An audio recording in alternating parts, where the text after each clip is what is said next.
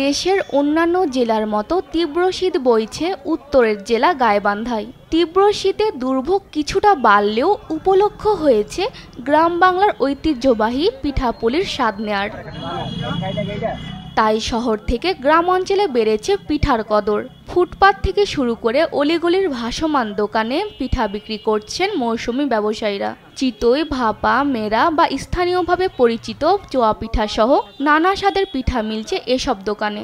চিতই পিঠাগুলো হচ্ছে শীতকালের ঐতিহ্যবাহী পিঠা। শীতকাল ছাড়া এই পিঠাগুলো পাওয়া যায় না। পিঠের স্বাদই আলাদা। শীতের সময় দেখা যায় মানুষের ঠান্ডা বেশি থাকে, তো এই পিঠাগুলো খেতে মানুষ বেশি পছন্দ করে ঠান্ডার সময় গরম গরম পিঠাগুলো খেতে। সময়ের পরিবর্তনে গ্রাম বাংলার ঘরে ঘরে পিঠাপুলির আয়োজন এখন আর তেমন চোখে পড়ে না। নিজ হাতে পিঠা তৈরির আয়োজন কমে গেলেও পিঠা প্রেম কমেনি।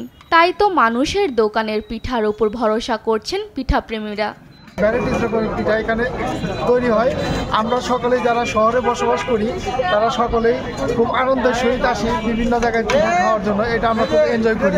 আমরাও সন্ধ্যা হলে এখানে পিঠা খাওয়ার জন্য আসি এবং আমাদের খুব ভালো লাগে। ক্রেতার চাহিদা অনুযায়ী খেজুরের গুড়, ধনেপাতা ও কাঁচামরিচ দিয়ে ভাপা পিঠা বানানো হয়। চিতই পিঠার সঙ্গে পরিবেশন করা হয় সরিষা ও শুটকি সহ বিভিন্ন পদের ভর্তা। গরম গরম পিঠা পেয়ে ক্রেতারাও দারুণ খুশি।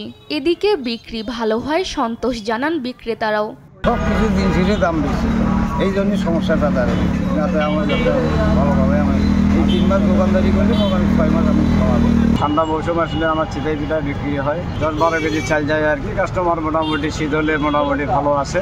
বড় আকারের প্রতিটি ভাপা পিঠা বিক্রি হয় 15 টাকায় আর ছোট আকারের পিঠা 10 টাকায়। চিতই খেলে গুনতে হবে বড় আকারের জন্য 10 টাকা এবং ছোট পিঠার জন্য 5 টাকা। নিউজ ডেস্ক, দেশ টিভি।